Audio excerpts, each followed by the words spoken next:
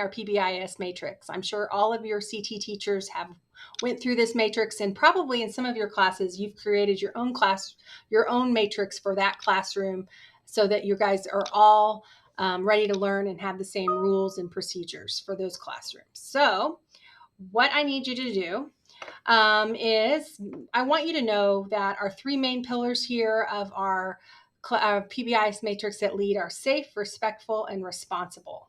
So all leaders are safe, respectful, and responsible.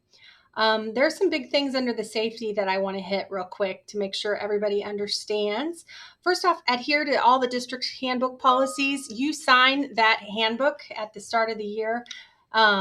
You sign a kind of a code of conduct, and that's saying that you are going to abide by all the policies and procedures and rules and expectations in that code of conduct.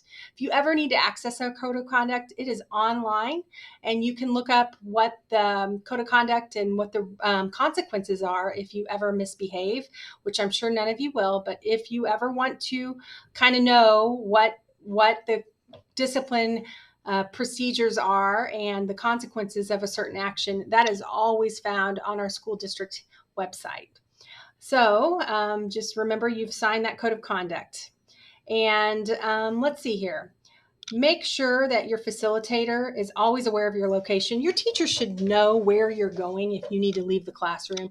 And you always need to use our eHall Pass system. That is on our matrix a few times. That is super important that you always use that if you need to use the restroom, or maybe during CT if you need to travel somewhere. Super important that you're using our eHall Pass system.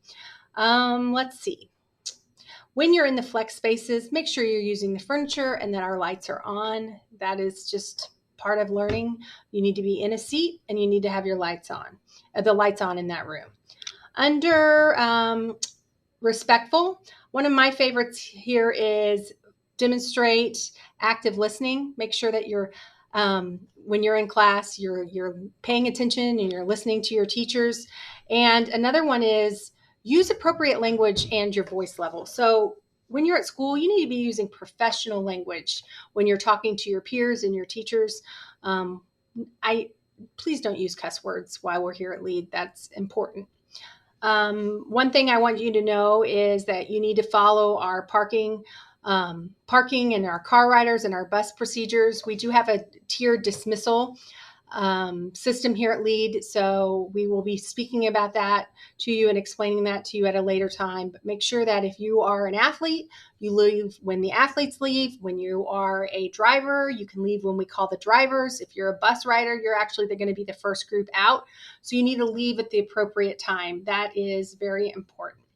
Responsible, be on time. School starts at 8:20 in the morning. You need to be here by 8:20 in the morning, or else you will get a tardy. And we do, unfortunately, have to do some discipline if you hit a certain number of tardies. So be on time, ready to learn. Let's see here. Maintain 90% attendance. The school wants you here. Actually, the state of Missouri wants you here at least 90% of the time. And if you fall under that, part of our jobs as administrators is to figure out why you're falling under that attendance threshold.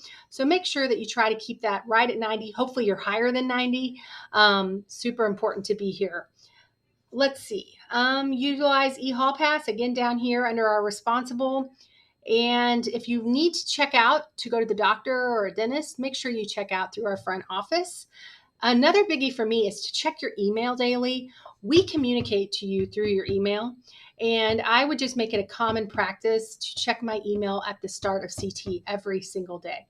And then the last thing I want to hit is follow our LEAD cell phone policy. Guys, if your teacher tells you to put a phone away, you need to put the phone away. It's that simple. There are times when your teacher will say, you can have your phone out. Please listen to them. And if they say it's a time you can have it out, you can have it out. If it's a time that they ask you to have it away, you need to have it away. If you're having problems following that policy, we will process discipline for cell phones. And the first thing we do is take the phone for the rest of the day. We power it down and you put it in your administrator's drawer. And we just don't want to do that. We're nice enough to let your teachers guide when you're going to use that phone. So you just listen to them and make sure you adhere to their what they're saying, as if it's cell phone time or if it's not cell phone time. We never want a cell phone to get in the way of learning. So, and we're just not going to let that happen here. So please be respectful with those cell phones and responsible with those cell phones. If you ever have any questions about a matrix, ask your CT teacher, and then if they need to